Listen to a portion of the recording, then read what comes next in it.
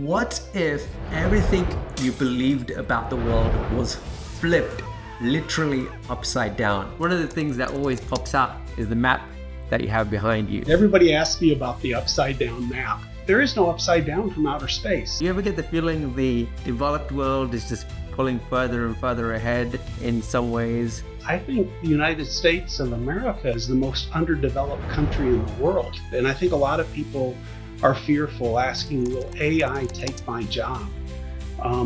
First thing I would say is...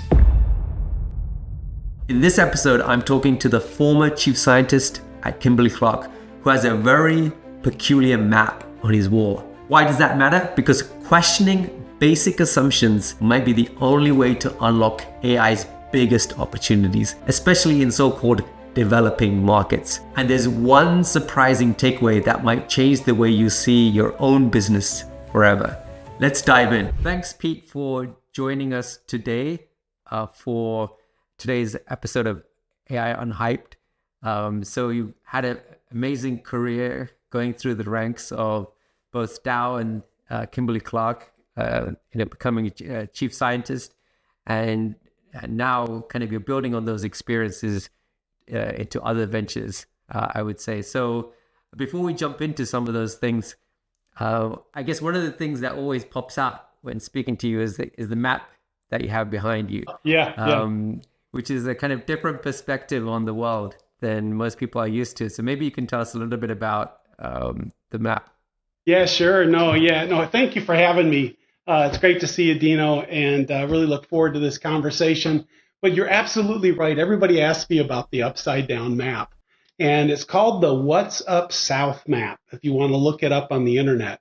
But what you know is there is no upside down from outer space.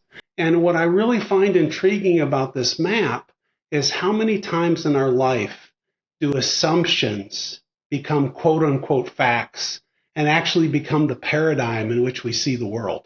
And so I got this map probably about 25 years ago with this idea of always questioning and assumptions, change the way you see everything. And I like this notion of a fish discovers water last. Sometimes you don't know the culture you're swimming in until you're pulled out, gasping for breath, looking back and saying, oh my God, is that how I saw the world this whole time? The other thing I really like about this map is it puts South America and Africa at the center at the top. And I think it really talks about the importance of developing nations. I think it also talks about the importance of diversity and inclusion. And so I really like this map because I think it just helps you to maybe think about the world a little bit differently. And so everybody always notices the map, but as you can see, the words are right side up. Right. See, yeah, it's definitely a different view on the world. And when we think about the developing nations, such as some of the ones in South America and Africa, do you ever get the feeling the developed world is just pulling further and further ahead in some ways, particularly with the AI and the potential that it really just makes the rich richer, as it were? Do you have any thoughts on how it impacts? Yeah, a couple thoughts, really. I mean, the first is I think developing nation is a misnomer.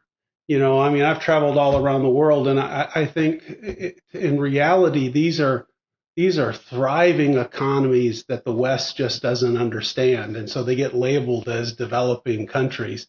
But, in some ways, I think the United States of America is the most underdeveloped country in the world when you look at our potential. I mean, just look at, urban environments within the United States. I mean, how do we start to close the racial wealth gap in America? This is something I worked on a number of years ago around this whole idea of closing the racial wealth gap in America by fostering Black entrepreneurship through exponential technologies. And the beauty of things like AI is you don't necessarily need to have a college education. You can start to use these tools, and these tools can help you use the tools to apply them in new opportunities that you can pursue. And so when I think about developing nations, I think they're really thriving nations. And I do think, just like what you said with AI, the great example is, when India went to telephones, they didn't necessarily run, wires across the country. They went to cellular networks. And so AI allows you to, jump across maybe multiple evolutions that, the G7 countries have already gone through. And so, I think, anytime you have a paradigm shift, everybody goes back to zero. And right now we're seeing an incredible paradigm shift with artificial intelligence and other exponential technologies. And I think it's really incumbent on all of us to learn about these technologies and apply them to our business. Because, one of my greatest fears is what I'll call the great bifurcation. And the great bifurcation is the world of the digital haves and the world of the digital have-nots. And it's going to create a huge wealth disparity. And so it's really important that we help everyone get educated to utilize these tools in every aspect of their life and business. Yeah. So, and I think what you're referring to earlier is that in countries like India and Africa, where we actually have talent and stuff, they've leapfrogged over kind of needing wired kind of broadband, and mostly about using wireless broadband and such. And so I know you've been working with colleges, basically helping them develop their kind of AI kind of curriculums and education programs. What are some of the key things you think the next generation need to kind of know or learn in order to kind of navigate the new world? Yeah, well, the first thing is, the future's already here. It's just not evenly distributed.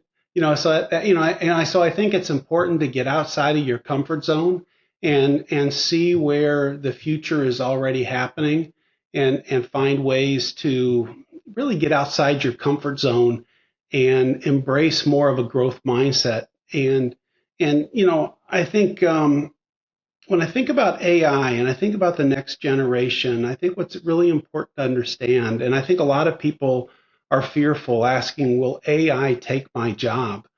Um, First thing I would say is AI might not take your job, but somebody who uses AI better than you might take your job. So that's the first Right. thing to think about. The second thing to think about is just how transactional your job is, or how routine is your job. I think there's a higher probability of AI and robotics being able to do those type of tasks. And so, I wrote a blog on this, is that, when artificial intelligence exceeds human intelligence, what we're going to find is that EQ is more important than IQ. And when I talk about EQ, it's not just emotional quotient. It is the empathetic quotient. It's the ethical quotient. It's the envisioning quotient. It's the entrepreneurial quotient. It's all those things that make us human. And I think what we're going to find is human connectivity and communication and collaboration are going to become more important than ever before. And so I think if I was a young person, I would not only learn AI and these exponential technologies, but I would really focus on improving my communication and my collaboration and my connectivity as well.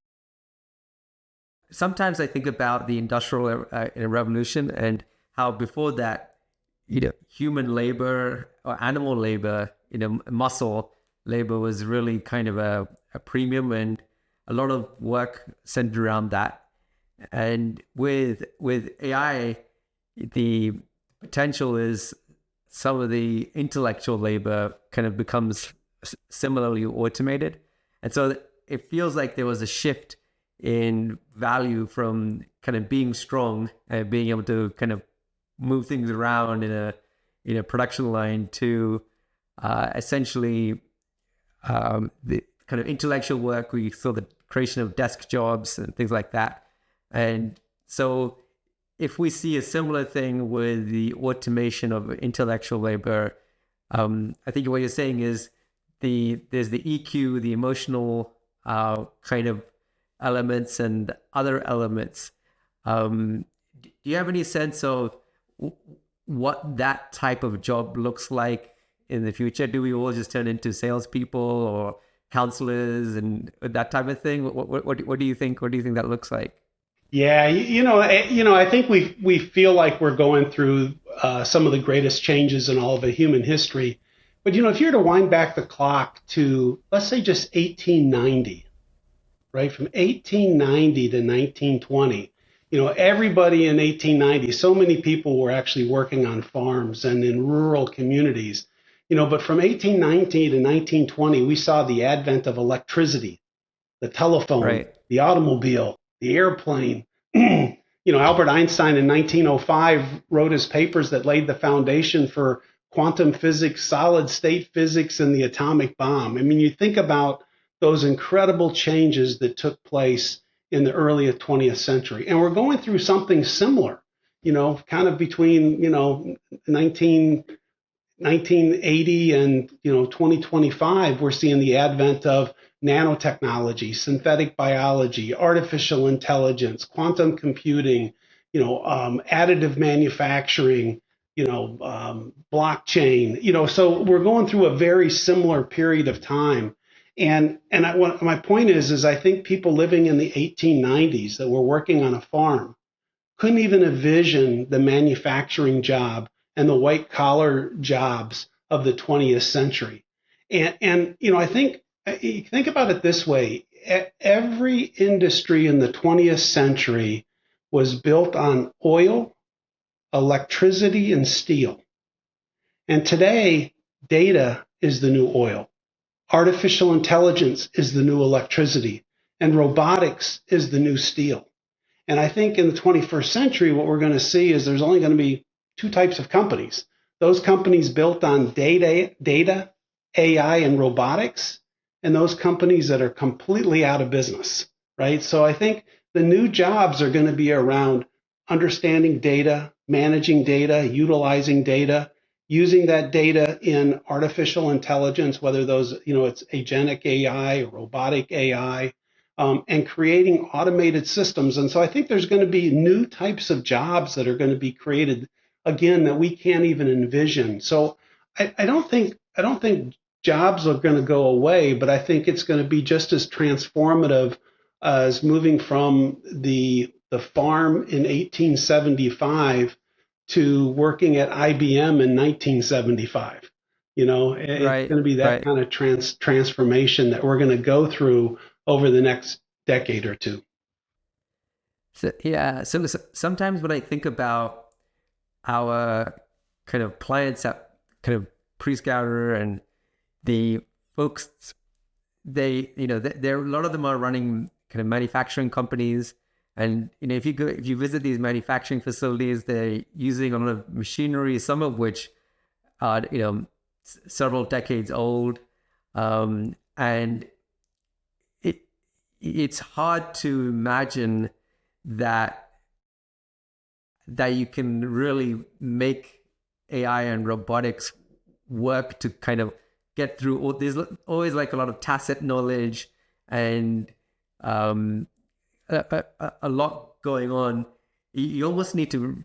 It feels like you'd almost need to build these things from scratch again if you wanted to kind of take advantage of everything. But of course, that's unrealistic financially. And is this? I guess it makes me wonder: is this why the Fortune 500 is always changing? So maybe the real lesson here isn't just about maps. It's about our assumptions and how they shape the way we see AI's impact. What looks like a limitation might just really be an outdated paradigm waiting to be flipped. Mind blown. So if we just rotate our perspective, suddenly we see the world differently. Incredible. Next, you'll tell me that rebranding old ideas as AI powered is how half of Silicon Valley stays in business. Well, there's definitely a lot of that happening. Every software company is suddenly an AI company. So understanding AI properly is actually what gives companies an edge. Sign up for our newsletter because the future isn't necessarily upside down unless you ignore it.